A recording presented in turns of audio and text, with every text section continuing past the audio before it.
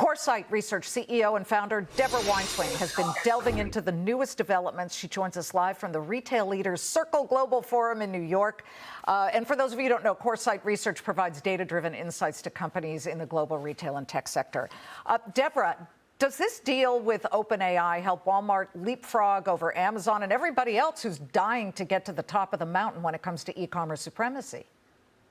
Liz, thanks for having me. And absolutely, I think this is a game changer, and I think it really took a lot of people by surprise. How so?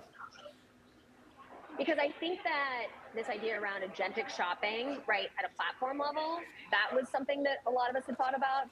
But for a specific retailer to own it, that's light years ahead of where people expected from a 2025 perspective, especially going into the critical holiday shopping season.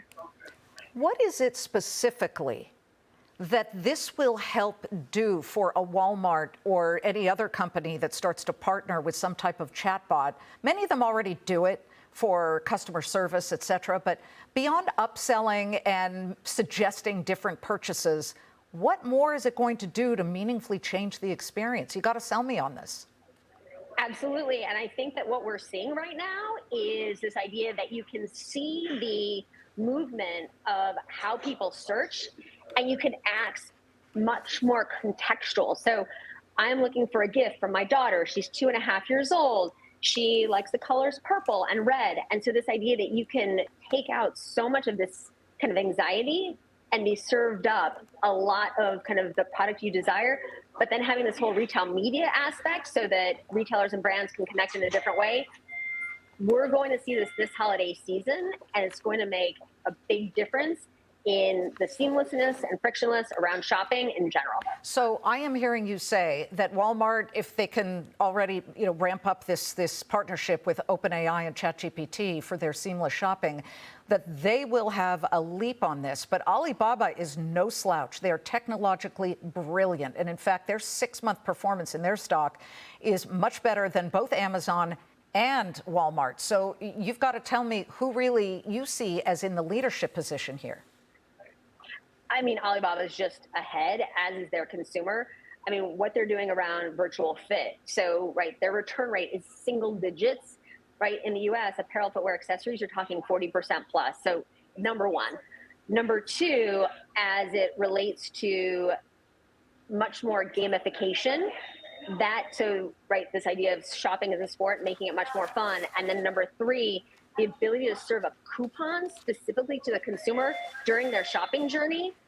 They're probably a good 12 to 18 months ahead, but it gives, let's say, the Walmarts and the Amazons of the world a roadmap for where they should spend money, what they should focus on, and how to play to win. It appears that your research is already showing that customers and consumers are using AI. You had a research survey recently, Holiday 2025, Retail Outlook. More than half of the consumers say they're using some type of artificial intelligence to facilitate and speed up their purchases. Tell me exactly how you see generative AI apps playing a significant role, and who is really taking an interesting position there. Liz, I think that's a very interesting question. And what we're seeing, I mean, this is where you're seeing the retailers start to really own this.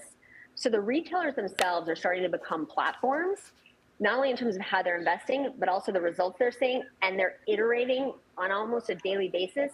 And because you have so many different applications, whether it's ChatGPT or Perplexity or Gemini or Grok, Claude, this ability to experiment, I mean, rapid prototyping takes on a whole new definition, but I think what we're going to see is it's been a marketplace game. I think potentially we start to see it move back in the US to a retailer game. Deborah, here's the fly in the ointment, the one issue right now, and that is the government shutdown. We have the 10th vote failing today to reopen the government. And because the government is shut down, we're not getting any data. Today was the day we were supposed to get retail sales for the month of September. We're not getting them. How are we going to know if any of this works as this shutdown continues to stretch on and people start really losing their paychecks? So I think, yes, I mean, it goes back to, I think, why coupons are more important, pricing, promotion. So that aspect of generative AI I mean, we at Coresight back in January of 2020, we started to do a weekly survey of the consumers, and I would say our data leads the government by about 6 to 8 weeks. And what we're seeing is that consumers are continuing to spend with confidence. They are shopping more outlets because they're doing more, let's just say, price checking.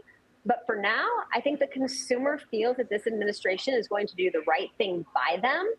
And I think with that, they're spending strongly because technically October 1 is really the start of the holiday season. We're seeing spending, I would say, at the level and even maybe a bit stronger than we would have expected. Deborah, your research is something that I'm sure a lot of companies that depended on government research, they don't have that. They're probably going to be turning to you. Thanks for turning to us to give us some numbers. We appreciate it. Thank you so much.